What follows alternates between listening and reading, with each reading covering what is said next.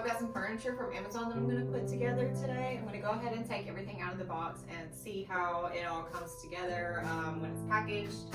And we're going to see how easy it is to assemble the product, and then we're going to see what it looks like when it's all put together and how well it functions and how does it look. So here's everything that came in the package. I like to go ahead and organize it by matching parts. It makes it so much easier whenever you're assembling it to have it already organized and like pieces put together.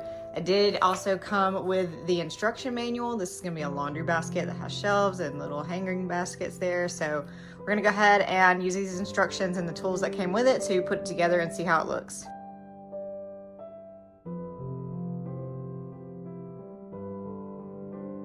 So here it is all put together. It took me probably 15 minutes. It was one of the easiest pieces of furniture I've ever assembled. I did it completely by myself.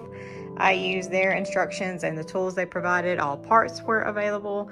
So as you can see, it is fully put together, including the hanging baskets here. They slide in and out really nicely.